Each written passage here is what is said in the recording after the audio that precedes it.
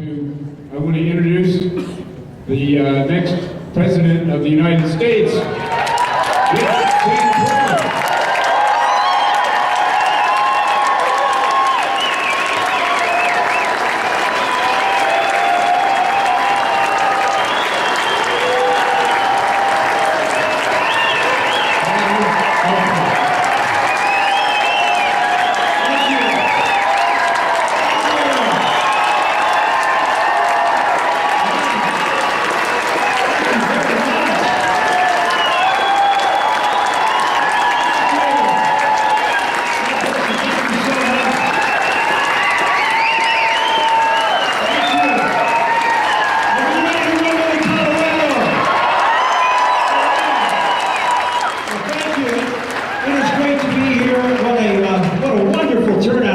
Changed locations. Let me just say that. Wow, this is unbelievable. Let me thank all of you for coming out and for joining us here. This is a place where we will reset the race for president right here in Colorado.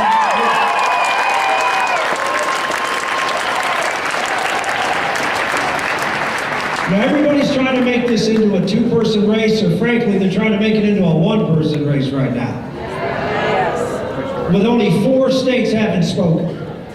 Well, this is one of the most important states in the country. It's one of the great and key swing states, and you have a chance to make a big difference come Tuesday.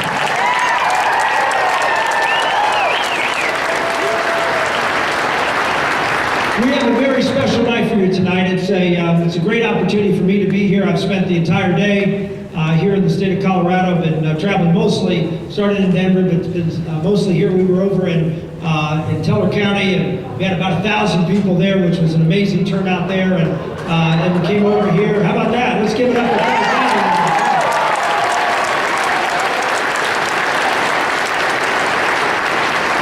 And so I just want to make sure that the national media sees that there is a lot of energy on the ground looking for a strong, true conservative to lead our party against Barack Obama.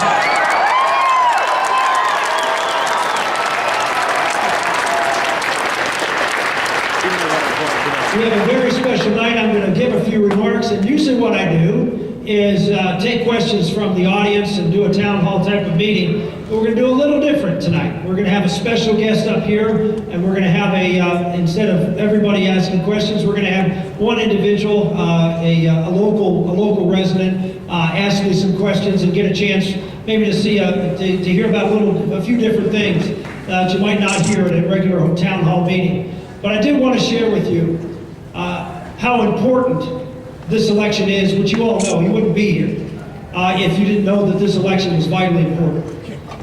We have a focus right now. Everybody in this room and everybody who's participating in this primary process has the same objective. It's one objective, and that's to defeat Barack Obama. Right?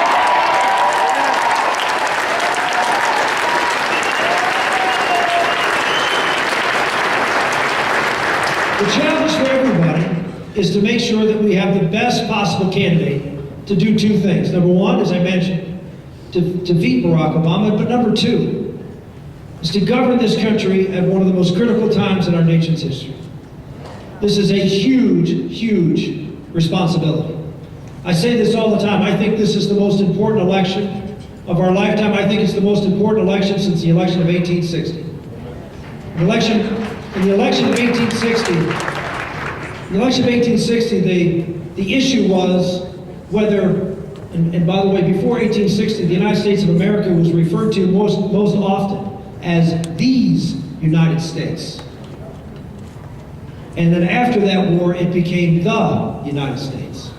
A group of states became a country. This is a very different election.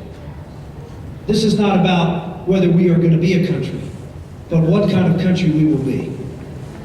And whether we are going to be a country that is based on the founding principles of our country. The founding principles of our country. I did the event over Woodlawn Park was with the Tea Party group. And I love the Tea Party. I don't know if there's any Tea Party folks here.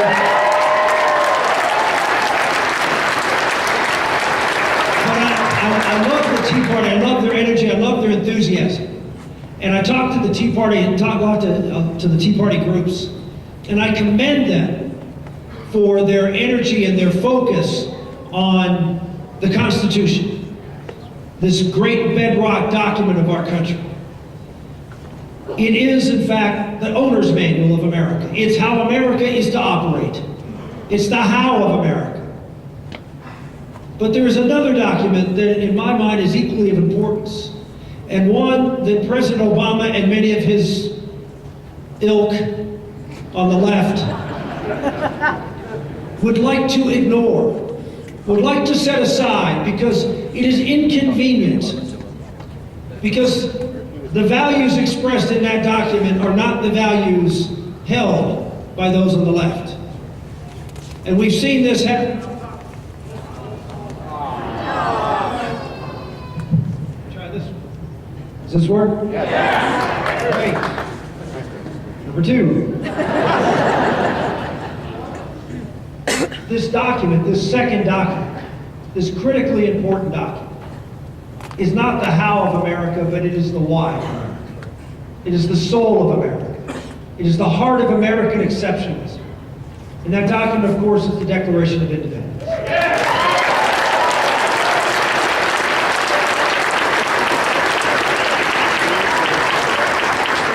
And that declaration tells us something that is vitally important, that set the stage for the greatness of America, that made us different than every other country in the history of the world.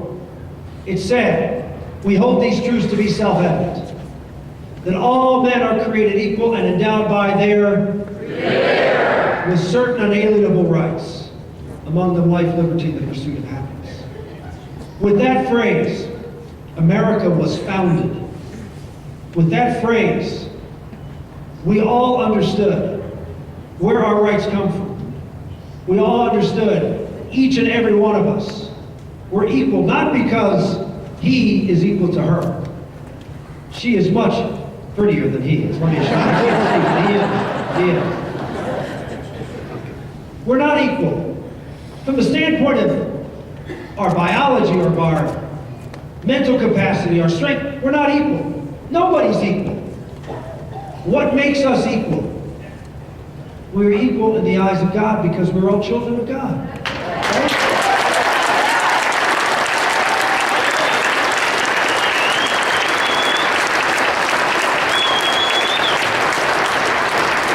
The Constitution was created, as John Adams said when he left the drafting of the Constitution.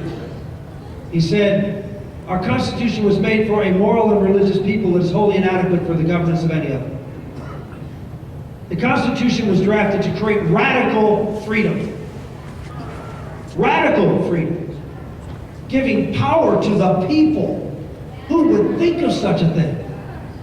Seriously, at the time that happened, there was no democracy, there were no republics. There were emperors and kings. To give power to the ordinary people of the world, of America, was a radical idea. And yet, our founders trusted this radical freedom in the hands of people. Why? What was this freedom designed to do? And I don't know if you've ever seen the movie City Slickers. But there's a character in City Slickers named Curly. And Curly talks about the one thing. The one thing in life. Well, the one thing the Constitution, in my mind, is designed to do. One thing is to protect the rights given to us in the Declaration of Independence. That's the one thing.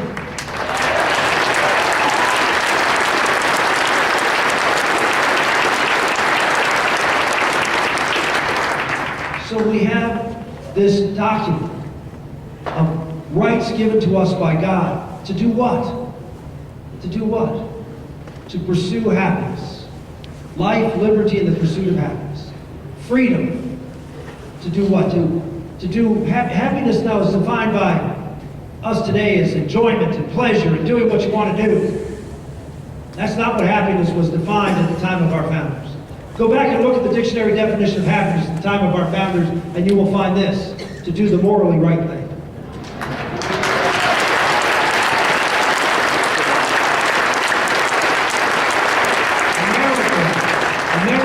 designed to give people the freedom to go out and do God's will, to do what you ought to do, not what you want to do.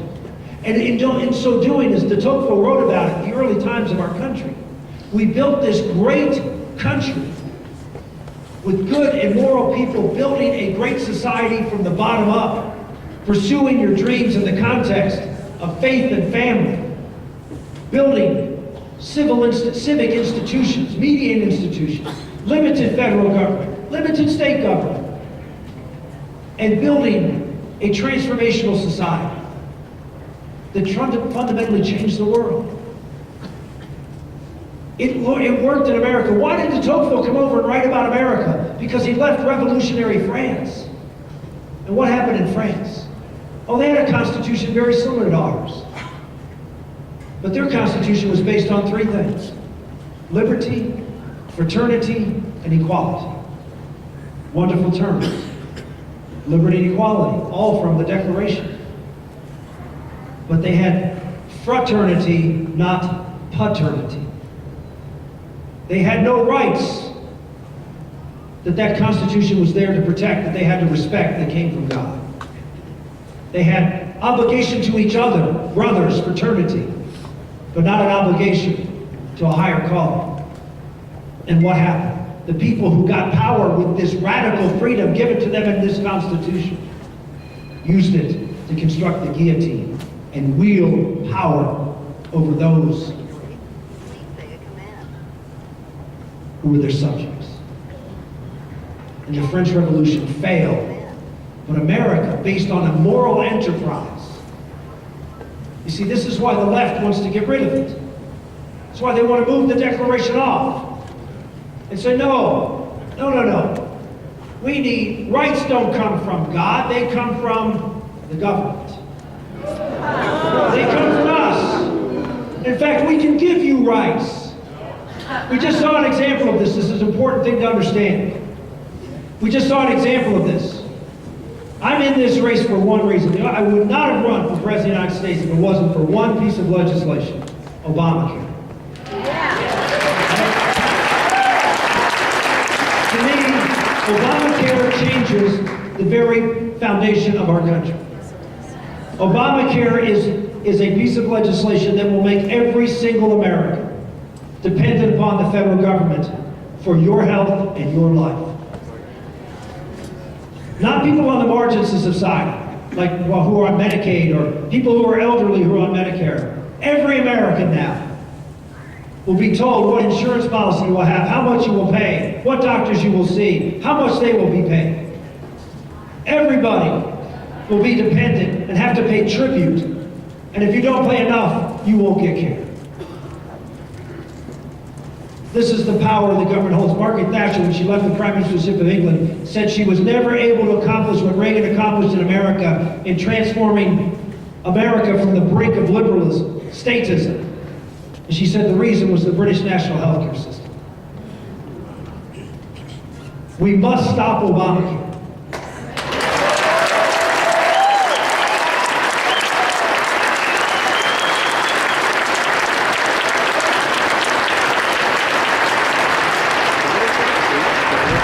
Let me tell you what just recently happened with the implementation of Obamacare.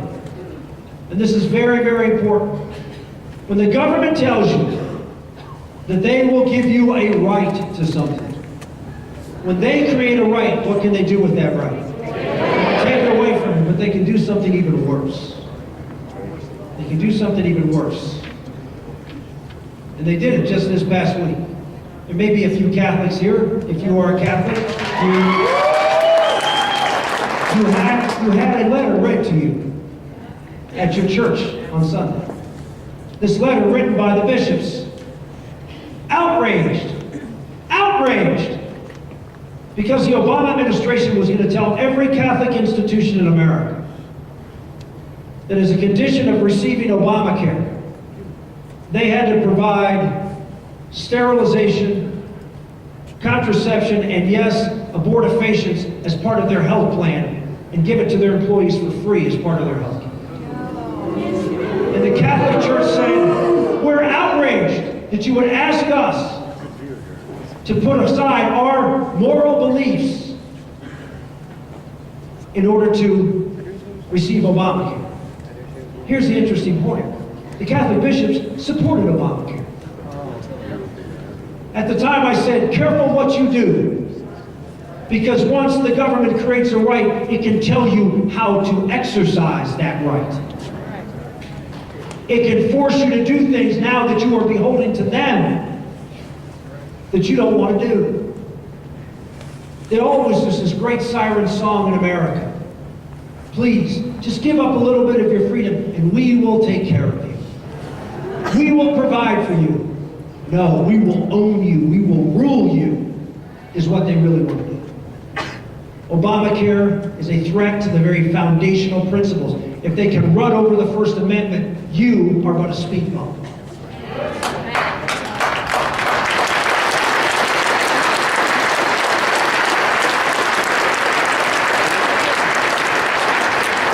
So who is the best candidate to go up against Barack Obama on the signature issues of the day? What?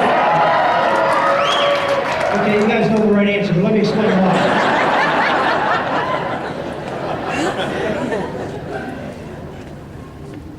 We have two other candidates who have won primary states. Three candidates that can win, that can potentially win the Republican nominations. Let's look at them on the key issues of the day. Let's look at them in the context of what I described to you earlier. What candidate able to articulate a vision for America that believes in creating a great and powerful and good and just society from the bottom up? Believing in free markets and free people and free enterprise. Believing in the goodness of the American people. And contrast that with a president who wants to wield power and authority over you, who wants to solve everything and create bureaucracies and power structures that will rule you from on high. Who's best to create those clear contrasts that we absolutely need if we're going to win this election? Well, let's look at three issues that separate, that are current issues, that were the reason for the Tea Party to come about in the first place. First, the Wall Street bailout. What better example of government coming in and involving itself from the top down and micromanaging a huge sector of our economy, picking winners and losers, supporting immoral and unethical behavior, bailing them out while the rest of America suffers with a housing decline. What better example of government run amok? Well, of the three candidates that you're going to be considering here in Colorado, Governor Romney and Speaker Gingrich supported the Wall Street bailout. I find that really interesting that Governor Romney, who goes out and says, I'm the best person from the job because I understand the private sector. I understand, in fact, he just spent a nut last month under attack by Speaker Gingrich defending capitalism. Saying, yes, well, yes, certainly businesses, we had companies that went out of business. That's what works. I mean, you've got to let companies that fail, fail. Oh, really? Because he's a liar. Then why did you support the Wall Street bailouts if companies that fail should fail? Who's going to draw that stark contrast?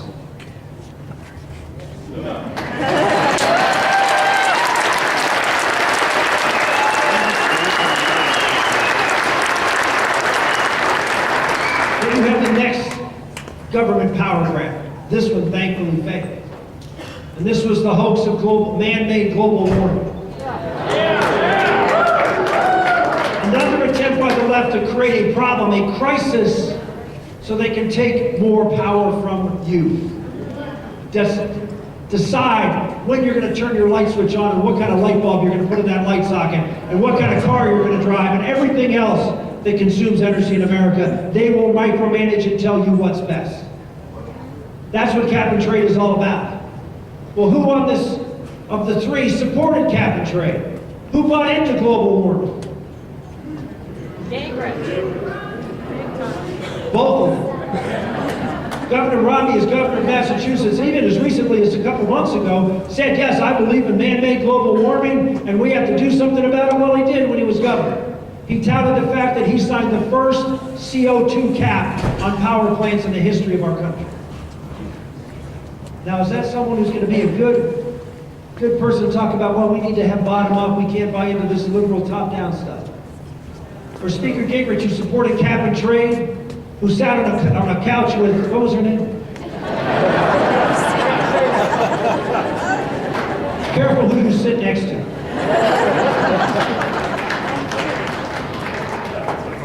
So on that fundamental issue, government controlling from the top down your energy consumption, manufacturers' ability to compete, Romney, Gingrich, on the wrong side. And then finally, Obamacare. Speaker Gingrich, for 20 years, advocated for the federal government to be allowed to mandate each and every one of you to buy health insurance as a condition of being in America. No, thank you. For 20 years. Governor Romney was the author of Romneycare, which of course was the basis for Obamacare. Now, Governor Romney disputes that. Well, let's talk about the people who actually drafted Romneycare. They say that. They're the ones, actually 3 of them advised President Obama. But let's look at the facts. Governor Romney's plan has an individual mandate. So does President Obama's. Governor Romney's plan greatly expands Medicaid to cover more people, just like President Obama's. Governor Romney's plan has a state insurance exchange in which to put through other private sector expansions and benefits. So does Barack Obama's. Governor Romney's plan has 4 benefit levels: gold, silver, bronze, and young adults. Okay.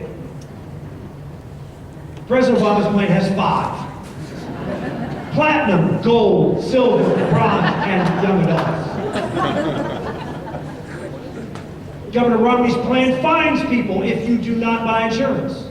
So does President Obama's. What's going on in Massachusetts as a result of this plan? Healthcare rates are going up. The number of physicians who are now covering people who are in Massachusetts healthcare under Obamacare has dropped to below around 50%. 50% aren't seeing new patients. Average waiting time in Massachusetts is 44 days. Of the people that have Obamacare, 1 in 4 say they cannot get the healthcare that they want because it costs too much. Why? Because of rationing of care.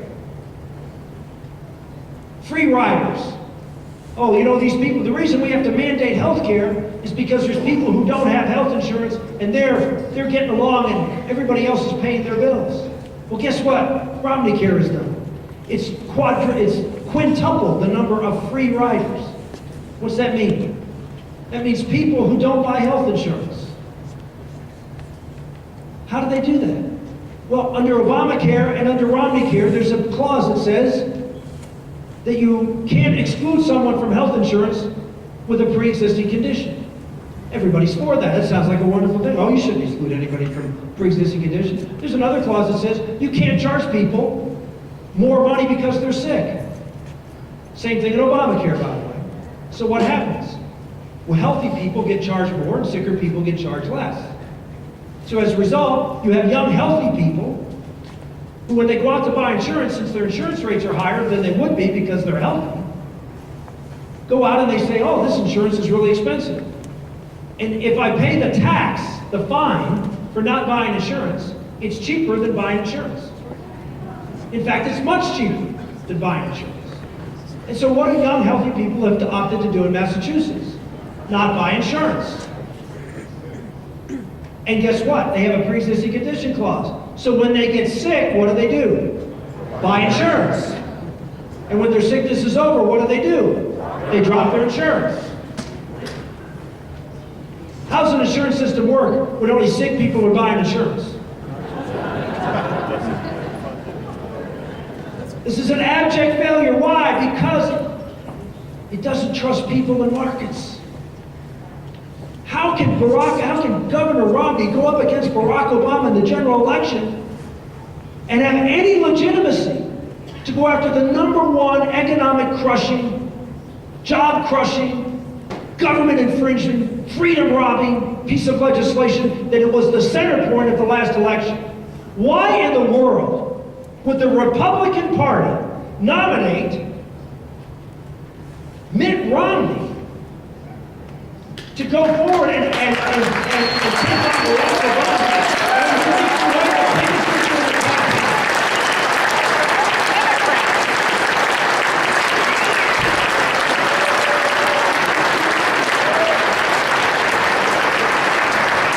Well, the Governor Romney said, wait a minute, I'm for repealing Obamacare.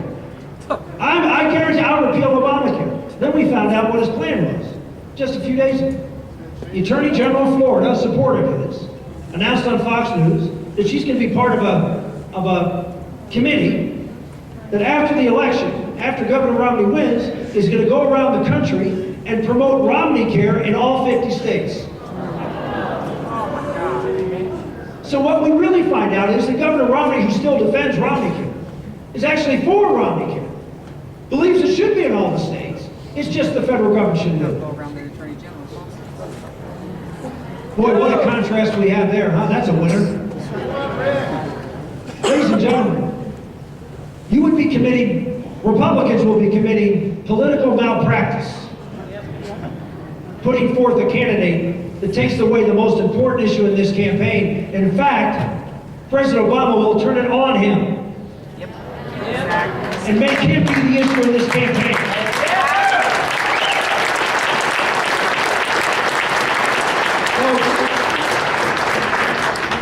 You here in Colorado have a chance to reset this race, to make a very clear and strong statement. We need someone that can create the contrast. We need someone who will stand up and fight President Obama on what it means to be an American, what it means to have America succeed, what principles of free people, free markets, faith, family. Those are the things that are going to build a great society, not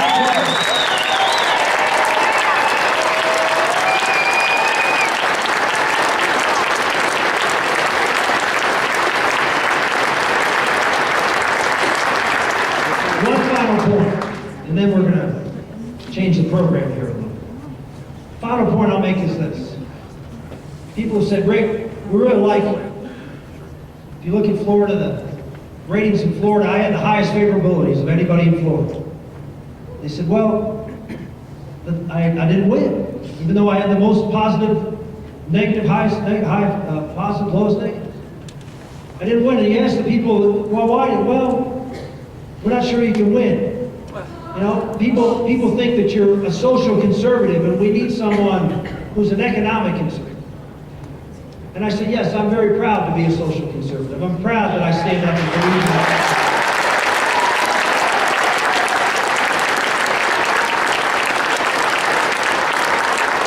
I want to make 2 points about being a social conservative. One, according to what Speaker Gingrich and Governor Romney say, they hold the exact same positions on the social conservative issues as I do, according to what they say. Now, what makes me more socially conservative than they? We live it. We live it. Some would suggest that I actually believe what I'm saying, as opposed to those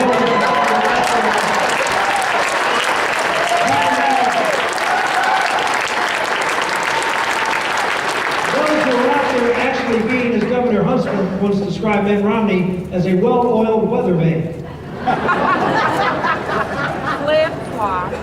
But think about it, if we're going to go on it, he said, well, because maybe they're not as threatening if they really don't believe it, because people don't think they'll actually do anything.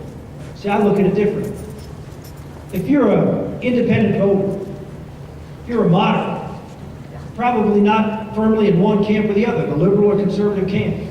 How many times have you heard this from people that you work with, who are in moderates or independents? And they say they vote for the person. They vote for the person. Well, if they're voting for the person, what kind of person do you think they're going to vote for? Someone who gets up and says what they think they have to say in order to get your vote? Or someone who actually stands and tells you exactly what they believe and why they believe it? Yeah.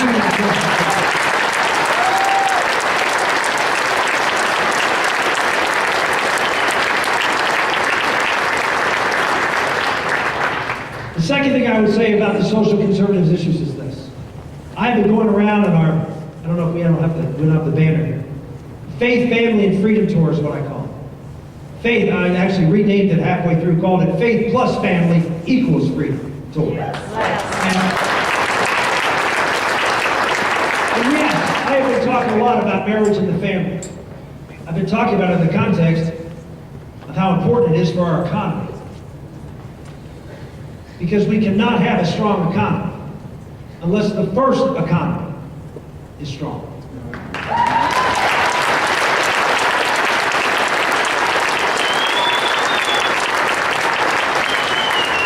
The word economy comes from the Greek word for home. The home is the first economy.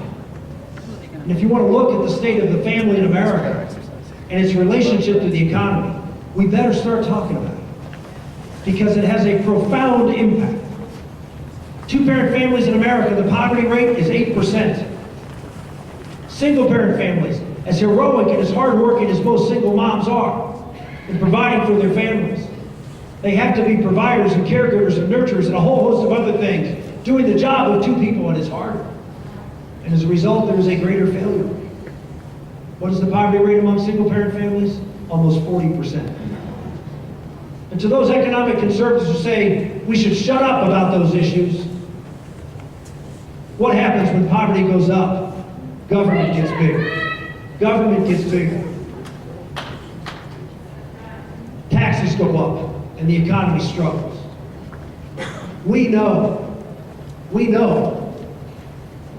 that marriage and the two-parent family is the unit upon which this country was founded. It's the foundational unit.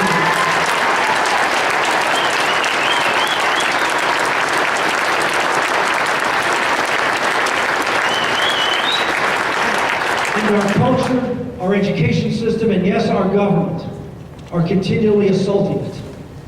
I talked about the assault on faith. The assault on family is just as withering by the cultural elites and the government. 30 years ago, 71% of the people over the age of 18 were married in America. Today it's 51%. It's dropped 5% in the last 3 years as we debate a new form of marriage, which is supposed to improve marriage, according to some. We see marriage rates continue to decline. And what does that mean? Poverty is going to increase. I was talking to Chuck Colson the other day, who started prison fellowship after he left prison in 1975. And Chuck said to me, when we were talking about this subject, he said, Rick, when I left prison in 1975, there were 250,000 people in prison in America. There are now 2.5 million people in prison in America. And 70 to 80% of them, 70 to 80% of the people in prison grew up without a dad in the home. We know how America works best. What kind of party would we be if we didn't go out and talk about the foundational issues of strengthening the American family, strengthening the institution of marriage, not destroying and degrading that institution at a critical time in our country?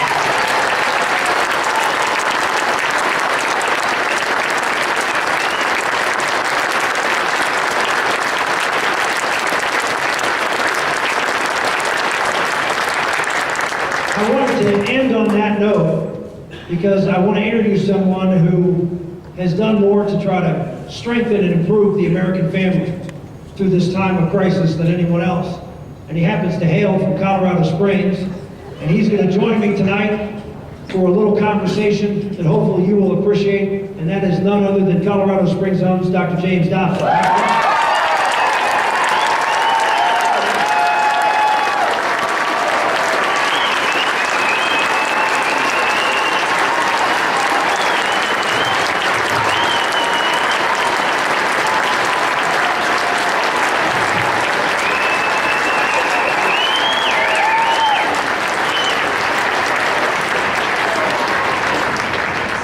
Welcome to Colorado Springs, Senator.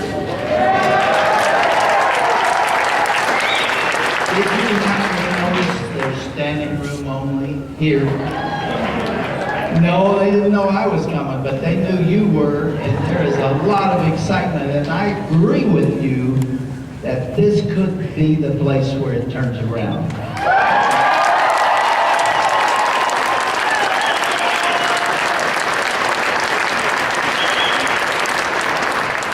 You have been going like a shot. I've been watching you from afar, and how many speeches, how many events like this have you done in the last year? Well, let me see, about 850 to 900 of these type of events. And you don't even get tired. Look, how could you be tired and being energized by a crowd like this? So come on.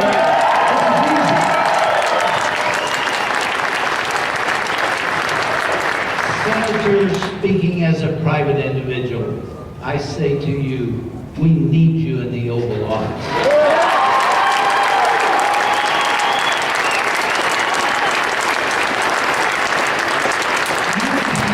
You passed over something a minute ago that some people may not have heard, but you just came from the Florida election, and you had 3 opponents there, and your approval rating was higher than the other 3 at 68%. There's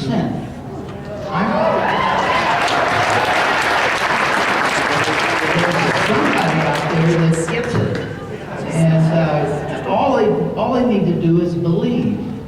Do you believe, Senator? Do you still believe? You've been at this a long time. You poured everything into this campaign. You've reserved nothing of yourself, and your wife Karen has gone through incredible pressures, taking care of the children at home, and then the illness that you had. Do you still believe it's possible? Do you believe it's possible?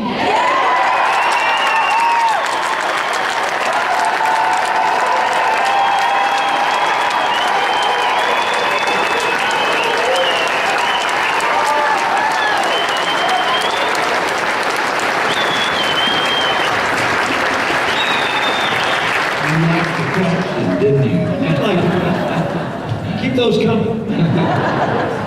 Well, there has to be a turning point someplace because I tell you, I have great concerns about the other alternatives here. Yes. Again, I'm speaking as a private individual, not for an organization or anybody else. But it would appear to me that Mitt Romney is not a conservative. And Newt Gingrich is not, well, I don't know what he is. You are the only true conservative in the race.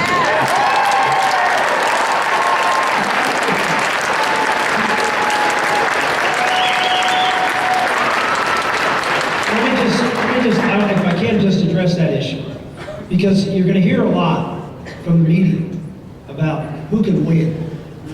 And I just remind you, the last time we had a watershed election like this was way back in 1980. I don't think it was nearly as important an election as what's at stake in this election, but it was a big one. And everybody in the media was saying, you've got to go with the person who can win. You can't pick this strong conservative because he's too conservative. He just isn't, he's too much of a risk. We got to get rid of Carter. And so we have to just take someone who's better in order to appeal to folks that we can win this race. And the people of America said, no, we're not going to vote for someone that can win. We're going to vote for someone who can govern. We can vote for someone who can change this country. I just remind you of this. Back in 1980, Ronald Reagan was not Ronald Reagan.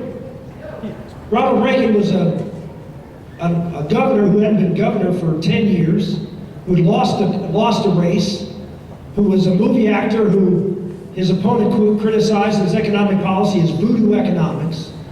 The press had written off as too old, a washed-up actor, someone who, well, wasn't Ronald Reagan. But the people of America, the people in the Republican Party, said we need somebody bold. We need someone who can make a difference. Today, Ronald Reagan is, well, I don't know if you ever saw the movie Blazing Saddles, but when they ever mention the name Randolph Scott in Blazing Saddle, everybody stops and goes, oh, Randolph Scott. Well, that's what Ronald Reagan's, oh, Ronald Reagan. But Ronald Reagan wasn't that Reagan in 1980. He was an ordinary guy who had a strong vision, who had a sense of conviction. And people of America realized that it was a moment when we needed somebody like that. I swear that if Fox News and CNN and MSNBC had been around in 1980, Ronald Reagan would have never won. Because they would have convinced all of you he couldn't win. Don't let them decide this election. You decide.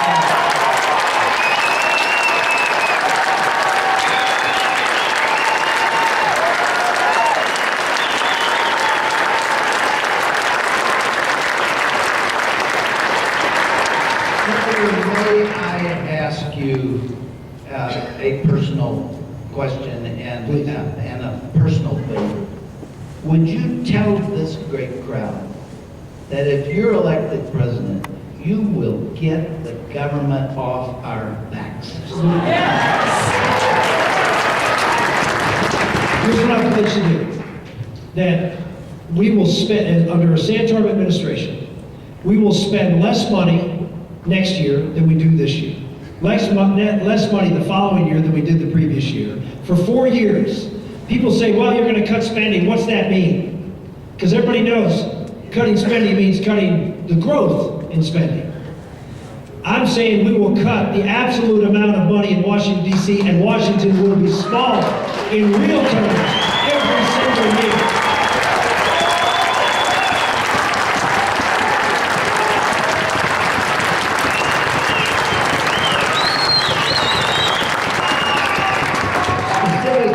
What will you do with the executive orders that President Obama has put in place? Well, one of the most beautiful things you can do as president, there's 2 things you can do unilaterally. Well, actually 3 things. Number 1, day 1, you can fire all the czars that are in Washington.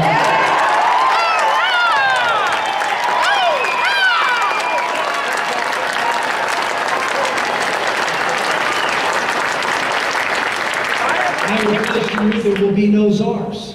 None.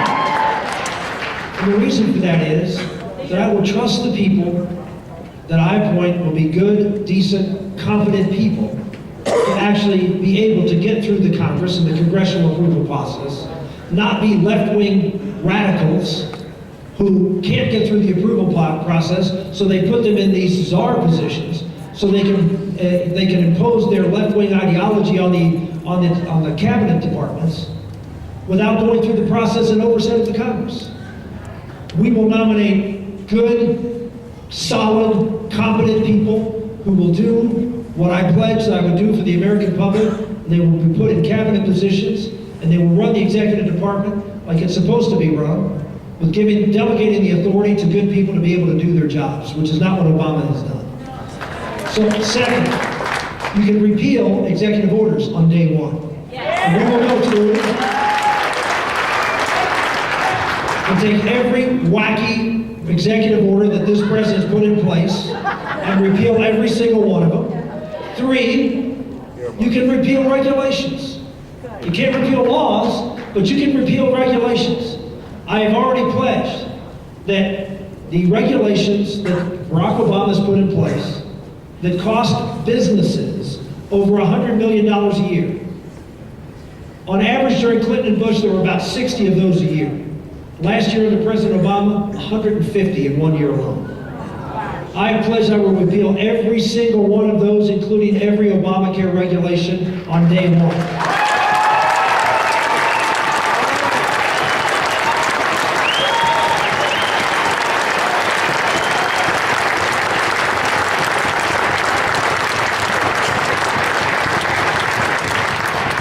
may be revealing my ignorance here, but what about the Hyde Amendment with regard to abortion internationally? Is that in the purview of the president? Those are regulations, those are executive orders that you can put in place. Because a lot of people say, oh, we don't want any executive orders. No, no, executive orders are a very proper thing. They've been used by presidents from the very beginning, but they have been abused. One of the things that I will do from day one is reinstate the Mexico City policy, which is no funding of abortions overseas.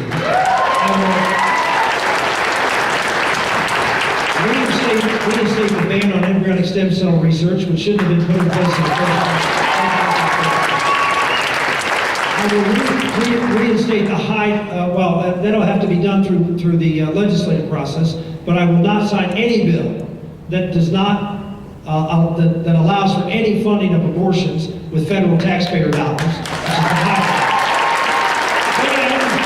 I can do this by executive order. We can reinstate something called, the left called it the gag rule.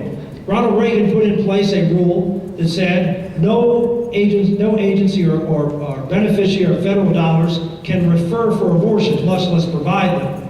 And that was repealed by Clinton and never put back in by George W. Bush.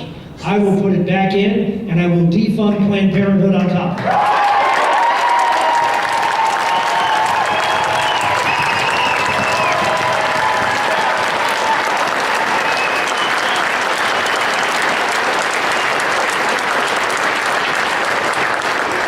Senator, let me ask you a tough question, a really tough question.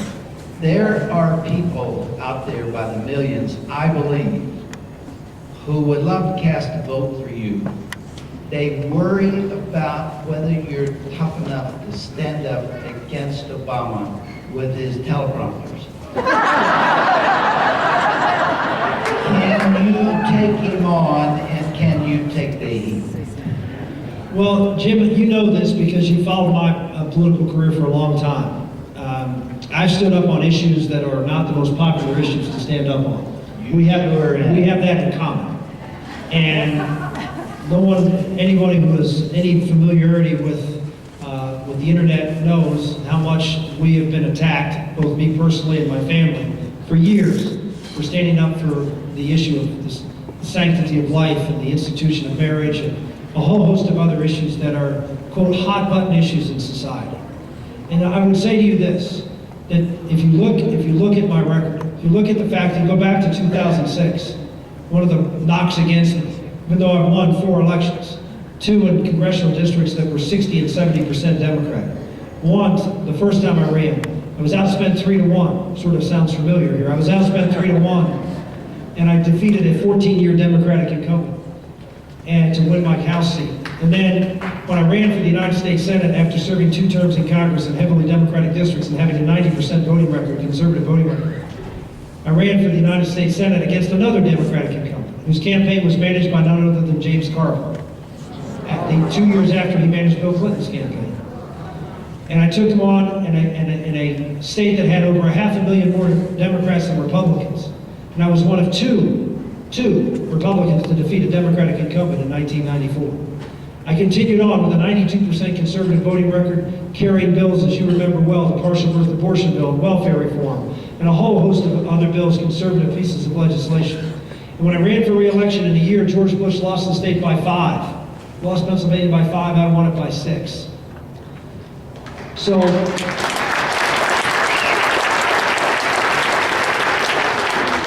I continued to fight the conservative battles when I was in the United States Senate. When 2006 rolled around, it was a horrible election year.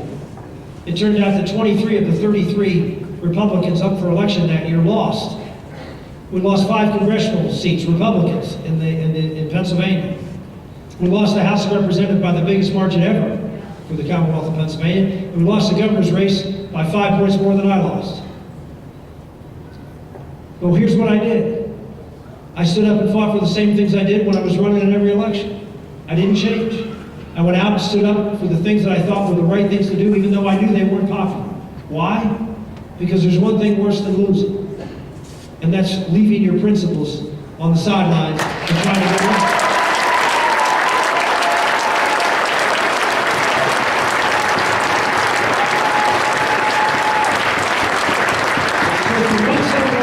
who's going to stand by what they believe in, who's going to take it to their opponent and do something I'm not too sure has ever been done.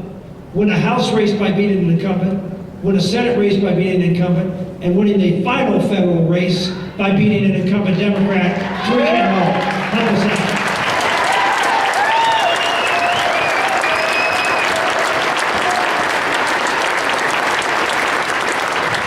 Senator, there are dozens and dozens, probably hundreds of reasons why I have endorsed your presidential candidacy. And I believe it because I believe in you. I have worked with you.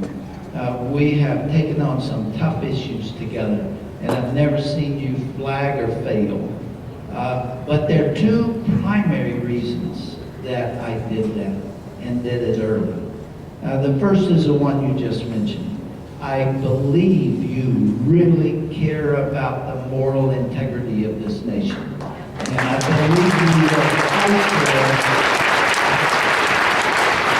fight for marriage and fight for the unborn child and fight for all the other principles that matter so much to me and to many others.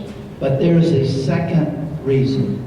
It may be as big as the first, and that's that you're married to Karen Santorum. You all may not know. You can put the microphone away for a moment. I'm going to tell these folks.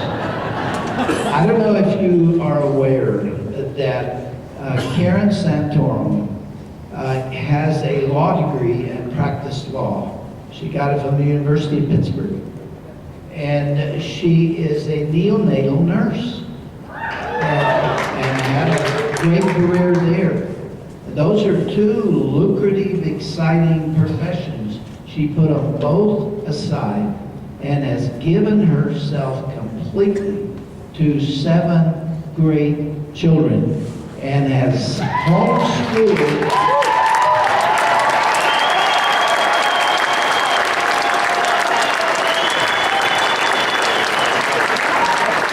She has homeschooled them all, and she's there tonight taking care of those children while you are reaching for the biggest prize of all. And I'm telling you, she is a great lady. She has written a book that teaches children principles and values. The name of it is? It's called Everyday Graces, a Child Book of Good Manners. And I want to tell you all, she will make a great First Lady.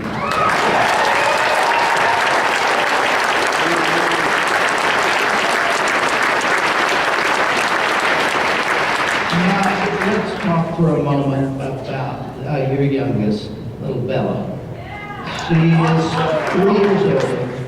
She has trisomy 18, which is rather like Down syndrome. And they told you when she was born that she probably wouldn't live more than a year. And she had a real bout, a very scary episode. I think it was 2 nights before the Florida election. And you dropped everything and went home to be with her.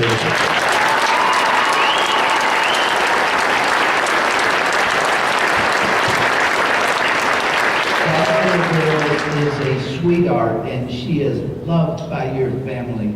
And you stayed up all night with her. I don't think you've even caught up on your sleep since then. But you put your money where the mouth is, and you have taken care of your family. And I hope you will tell Karen how much we appreciate her and what she is doing. But tell us some more about Bella. What do we need to know about her? Well, thank you, Jim. We were very blessed when we found out we were expecting. After several years of not having a child, we found out that we were expecting a baby. This was almost 4 years ago now. A little over 4 years ago, I should say. And, everything was proceeding along well, and right toward the end, the doctor was saying, well, things don't look quite right. And so Bella, through a variety of different things and tests, they decided that she needed to be delivered early, and she was. She looked great, and we thought everything was fine. And then 4 days later, the test came back and said that she has this disorder, trisomy 18. She has an extra 18th chromosome. And 90% of children who have an extra 18th chromosome don't survive birth. It's even higher now because almost all of these kids are aborted. Because according to the medical literature, this condition is incompatible with life. Children who have this disorder have profound disabilities, both mental and physical. And so parents are advised to end the life of that child. Well, that's something obviously we would never consider had we known or not known. And when we were told this, we were told that there was nothing they could do, and that your child may live a few weeks, at most a few months, and we signed up for hospice care. Never thought of having a newborn in hospice and the same idea. But we were blessed. She did very well. After 10 days, we took her home from the intensive care unit, brought her into our house. And Karen very quickly decided that we were not going to have hospice care. We were going to live every day as we would with any one of our children, which is to not focus on them dying, but focus on them living, and living the best possible life.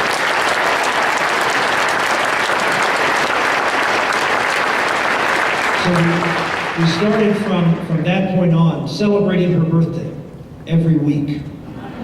We had a birthday party every week, and our prayer was that we would have as many weeks of life with her as we did years of life with our other children. And so we did celebrate, and we got confident enough to start doing it in months. Bella is a beautiful little girl. She is not like other children. She will never do and accomplish things of other children.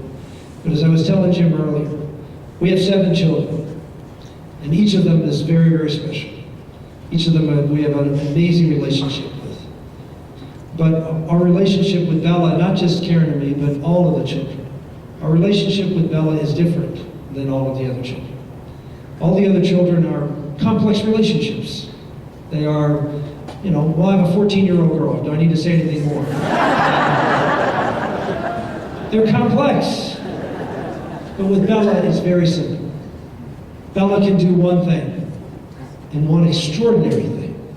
She can love. She loves unconditionally.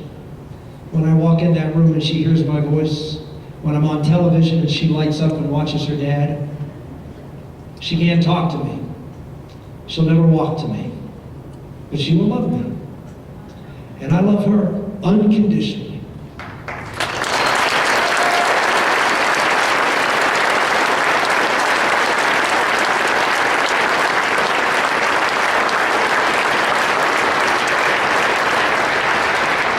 Just imagine, I've told this Jim before, that Bella's relationship with me has given me an insight into my relationship with my Father in heaven. To my Father in heaven, I am profoundly disabled. I can do nothing for him, nothing, except love him. And yet he loves me unconditionally.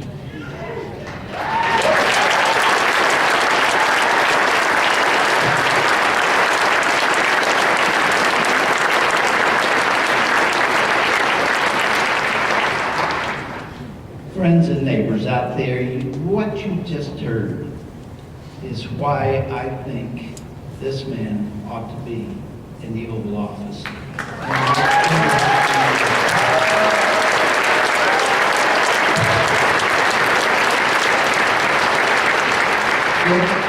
I will close with a few questions for you personally. How are you holding up? This has got to be a killer thing that you're trying to do. I mean, it would be even more fun if you were ahead, but to persevere in the midst of all of the biases of the media, and to do 1 or 2 or 3 or 4 or 5 events every day, and all the travel in between, and having to communicate with your family by phone. I mean, I cannot imagine doing that. Are you okay physically? Are you holding up? When I was asked the question, before I decided to run, I was asked the question, are you running for president? And I would answer the question, no, I'm walking. And what I meant, I didn't usually describe what I meant, but what I meant was that Karen and me and the kids, we were walking along the path. We were trying to discern what God's will was for us. It didn't make a lot of sense for us to be doing this. We have 7 killed children. I've got a disabled little girl who is a miracle to be alive every day, who I miss horribly. I miss all my kids. I'm missing them growing up. I'm not going to be my son's Little League coach like I was 2 years ago. And so I'm just walking, figuring, is this really what you want me to do? I can't imagine. I remember talking to Karen when we first broached the subject. And she said, I said, you know what, we need to think about this and pray about this. She goes, no, I'm not going to pray about this. She goes, I know God cannot possibly want you to do this. So we had to get to the point that she was just willing to ask. That took a while. But after a while she asked, and it became clear to us that this was a journey that we were supposed to be on. And I say that because the press is here and they say, oh, Santorum thinks God called him to be president. No, he didn't. I don't know, maybe he did. But he called me to do this. And I don't know why he called me to do this. That's not my decision. And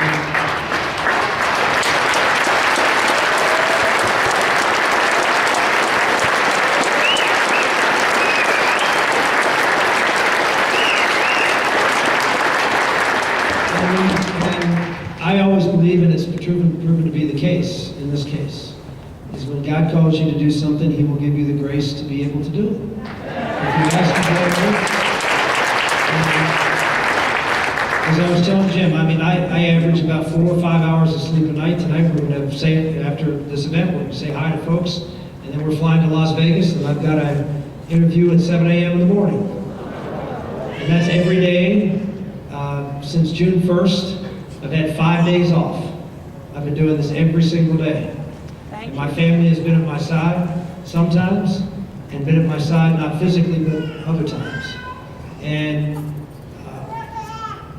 I just say to everybody, I know what's holding me up. I know that there are thousands of people around this country praying for us, not just me, but for everybody who's out there trying to do what they believe is necessary.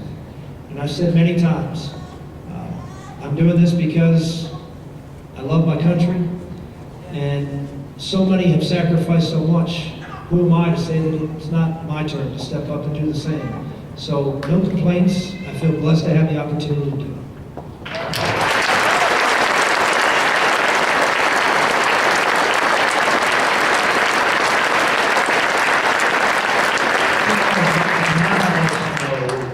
What God's plan is. We can assume it, but only time will tell what it is that He wants. We think we know, but we don't know. But what we need to pray is that His will be done. Regardless of what. We will all pray that with us in the days to come. And would you do me a favor and give this man a fitting send-off?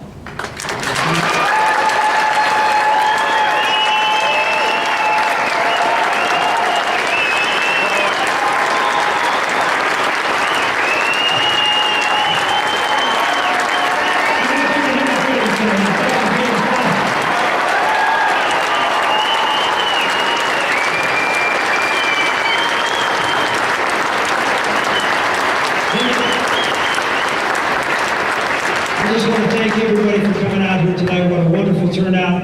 I want to ask you a favor. Obviously, I'll ask you for your support in Tuesday's caucuses. I hope I can count on that.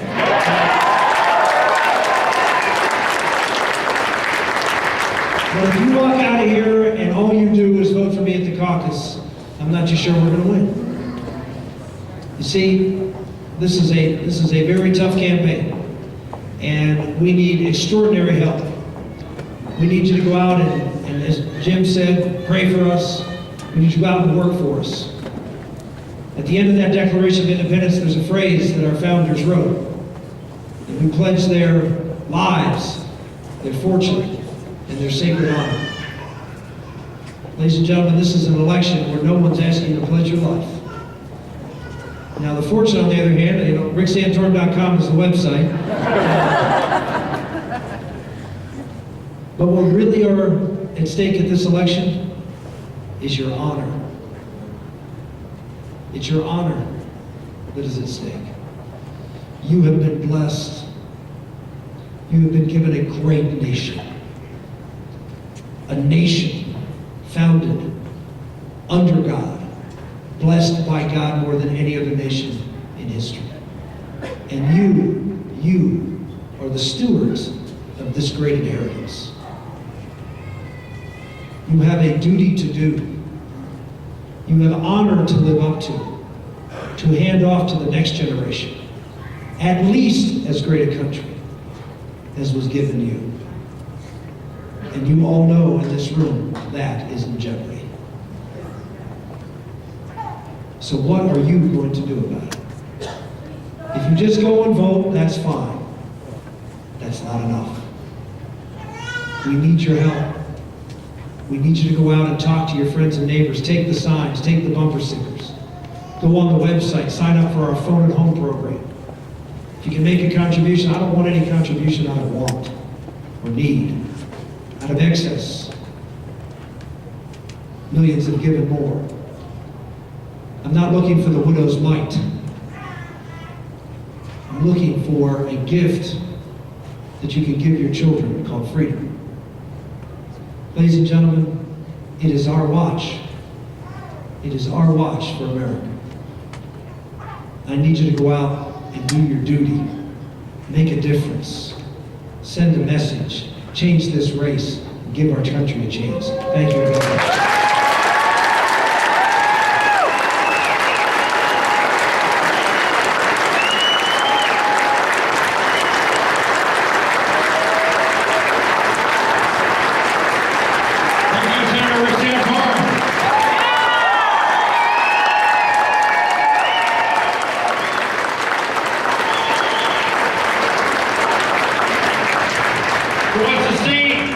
Rick Santorum is the next president of the United States. You have to vote for Rick Santorum on the general election day. Who's going to vote for him in the Colorado primary? Wait a minute. That's why I need to talk to you for about 3 minutes. I have bad news. There is no Colorado primary. That's why you need to take the seats for just a minute. I have a few important announcements to make about the Republican caucuses coming up next Tuesday night. A funny thing happened on the way to our last governor's race.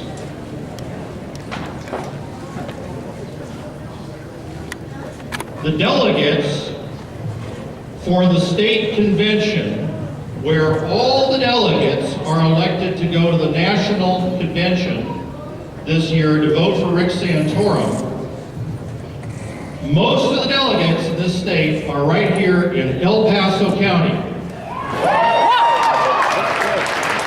That was decided on the ratio from the last gubernatorial race. Ladies and gentlemen, the battleground for this presidential election in Colorado is right where you're standing. Now, I was up at the Capitol this morning. By the way, I'm Senator Kent Lambert.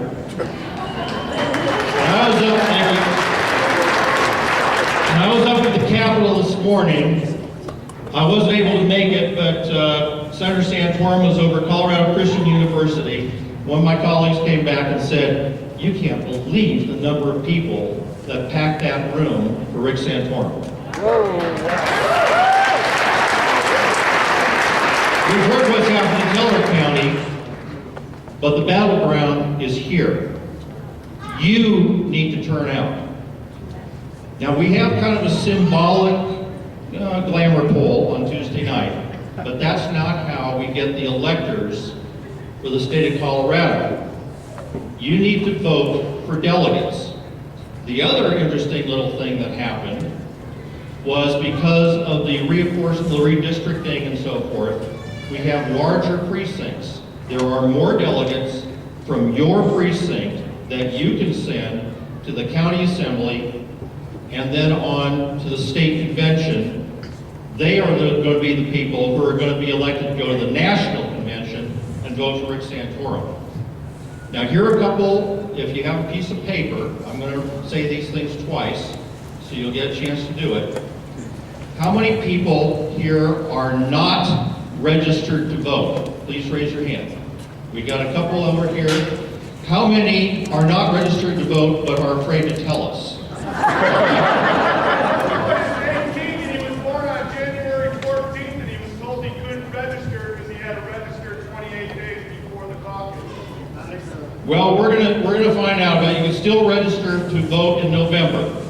And I brought up my daughter here, who's also sort of a miracle baby, because she's going to be 18 on October 30th, about 5 days before the general election. So you need to find people like your friend back here and my daughter, get them registered to vote in this election, because that's going to make a difference.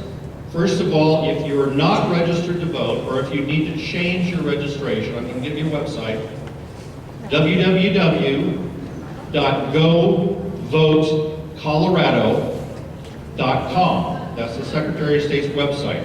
You can change your information online.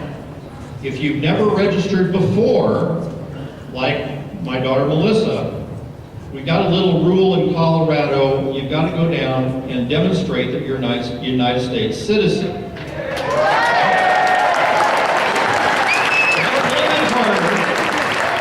Are you a U.S. citizen? Okay, well, don't take her word for it. We need an ID card. Take her down to the recorder. Take your folks down there, get them registered. But that website, if you need to change your information, is govotecolorado.com.